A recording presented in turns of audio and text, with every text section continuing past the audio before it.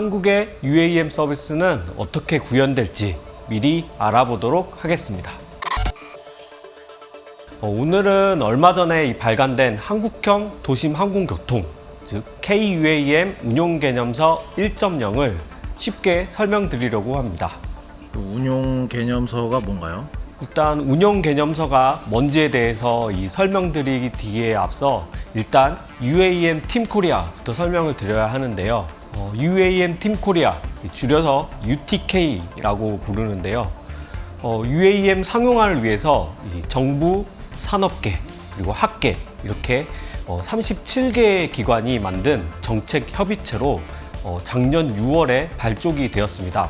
이 UTK에서 지난 3월에 이 기술 로드맵 보고서를 발표를 했고요. 이번에는 운용개념서를 발간하게 되었습니다. 정부 주도로 이런 작업을 하는 이유는 이 UAM이라는 매우 거대하고 또 아주 새로운 산업 생태계를 구축하기 위해서는 공통의 이런 밑그림이 필요하기 때문이다라고 보시면 되는데요. 기술 로드맵 같은 경우는 이 UAM을 구현하기 위해서 필요한 기술 개발 그리고 정책 수립 등에 대한 밑그림이다라고 보시면 되고요. 운용개념서는 이를 바탕으로 해서 서비스 분야를 구체화하기 위한 밑그림이다, 이렇게 이해하시면 될 것 같습니다. 이 실질적으로 UAM 서비스를 어떻게 구현할 것인가, 방법론에 대한 내용이다 라고 보시면 되겠습니다. UAM 운용개념서는 우리나라만 이렇게 발간하는 건 아니고요.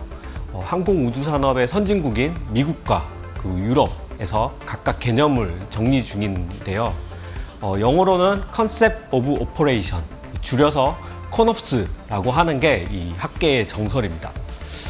당연히 이번에 나온 KUAM 운용 보고서도 앞서서 나온 미국과 유럽연합의 운용개념서를 참조를 해서 우리나라 상황에 맞게 좀 조정을 한 거고요.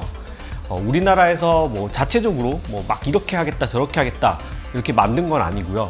글로벌 트렌드를 고려해서 준비를 하고 있다는 점이죠. 그러면 한국형 도심 항공교통 운용 개념서 1.0이면 2.0, 3.0 이렇게 업그레이드 된다는 얘기인가요?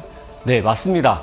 이번 운용 보고서는 이 향후 UAM에 대한 논의가 구체적으로 진행될 수 있도록 하는 시작점이다라고 보시면 되고요. 정부는 이 각종 제도화가 필요한 사항은 특별법을 제정해서 반영할 계획이고요. 민간 같은 경우는 이 운용 개념서를 토대로 해서 사업 모델을 구체화해 나갈 것입니다. 그리고 그 과정에서 운용 개념서는 계속 진화해 나갈 것이고요. 자, 그러면 KUAM이 어떻게 서비스 될 것인지에 대해서 말씀을 드리겠습니다. 일단 이번 운용 개념서에서는 크게 이 3단계 발전 시나리오를 제시를 했습니다. 상용화가 시작되는 2025년부터 30년까지를 초기 단계라고 표현을 했고요.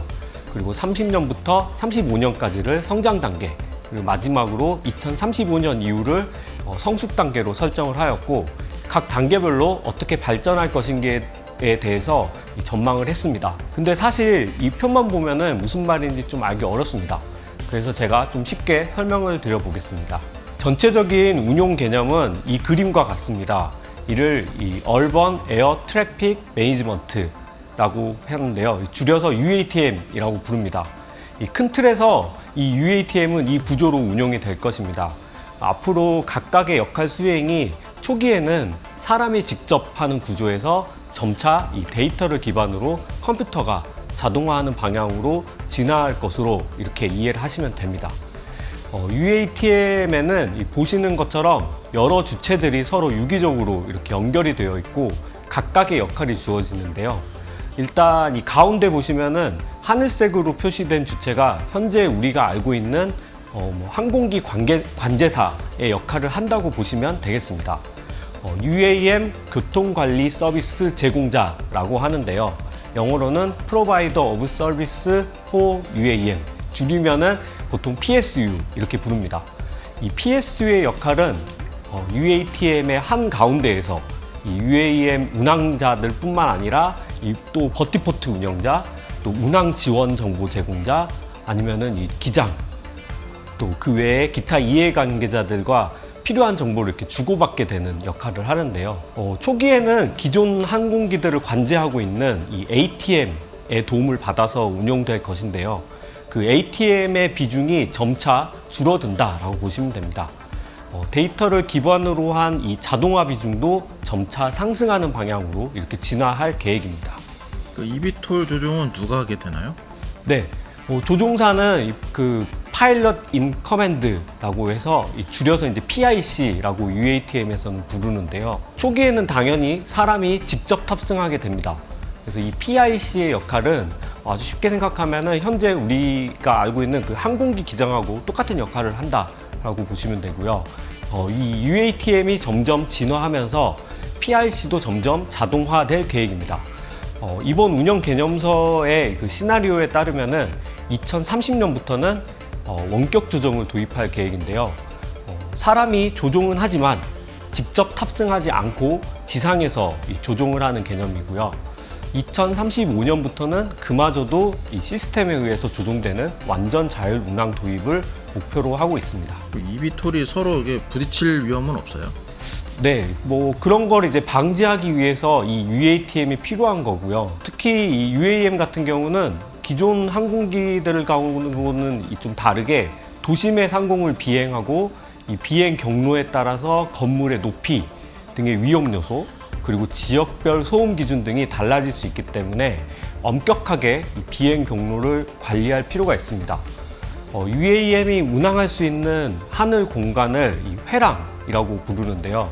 쉽게 말하면 그냥 하늘에 길을 만든다 이렇게 생각하시면 됩니다. 물론 도로나 철도처럼 만드는데 돈이 필요하지는 않습니다. 자체적으로 구역을 설정해 주는 것 뿐이죠. 그래서 초기에는 이런 회랑이 고정돼서 운영될 예정입니다. 보시는 그림은 2024년 서울 도심 실증 노선인데요. 인천공항, 김포공항에서 서울 도심을 연결하는 이 회랑입니다. 현재는 이 한강 헬기 회랑을 이용하는 것인데요. 일단 초기에는 이렇게 기존에 있는 인프라를 이용해서 시범적으로 서비스를 시작, 그리고 점차 확대해 가면서 이 회랑을 늘려가는 방향이다. 이렇게 이해하시면 됩니다. 회랑이 늘어나다 보면은 이 회랑끼리 이제 서로 중첩되는 영역이 생기겠죠.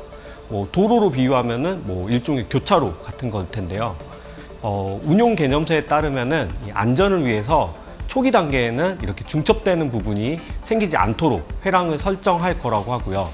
2030년부터는 이제 중첩되는 부분이 생기도록 회랑을 구성할 것이라고 합니다. 궁극적으로는 이 회랑이 고정되어 있는 게 아니고요. 유동적으로 변화하는 동적 회랑 네트워크 구조로 발전할 건데요. 이게 무슨 말이냐면은 예를 들어서 사용자가 특정 버티포트 A에서 특정 버티포트 B로 이렇게 이동을 요청을 하면은 그에 맞게 회랑이 생성돼서 eVTOL이 안전하게 이동할 수 있게 해주는 거죠. 운용 개념서에서는 2035년부터 이런 동적 회랑 네트워크 시스템이 도입할 계획으로 보고 있습니다. 결국 UAM 서비스가 얼마나 편하고 안전하게 제공될 수 있는가는 이를 관리하는 UATM이 얼마나 정교해지고 또 자동화될 수 있는가가 관건일 텐데요. 다시 단계별 발전 시나리오를 보면서 제가 설명을 드리겠습니다. 각 주체들 간의 이 통신 환경도 매우 중요한데요. 이번 운영 개념서에 따르면은 초기 단계에서는 현재 우리가 사용하고 있는 이 상용 이동 통신과 항공 음성 통신을 이용할 계획입니다. 하지만 이는 이 다수의 eVTOL과 회랑을 관제하는 데 한계가 있습니다. 그래서 2030년부터는 저궤도 위성 통신을 도입할 계획입니다. 무인화 그리고 자동화를 위해서는 많은 데이터가 끊기지 않고 통신할 수 있어야 하기 때문이죠. eVTOL이 현재 자신의 위치를 정확하게 파악하여 이 PSU나 UAM 운영자 그리고 버티포트 운영자들에게도 알려줄 수 있는 이 항법 시스템 기술의 발전도 필요합니다. 운영 개념서에 따르면 초기에는 현재 우리가 사용 중인 이 GPS를 이용하겠지만 향후에는 영상 그리고 센서를 기반으로 한 항법 시스템도 같이 쓰일 예정인데요. 그렇게 되면은 이 UAM의 안전성이 훨씬 높아지고 보다 정교하게 관리가 가능하게 될 것입니다.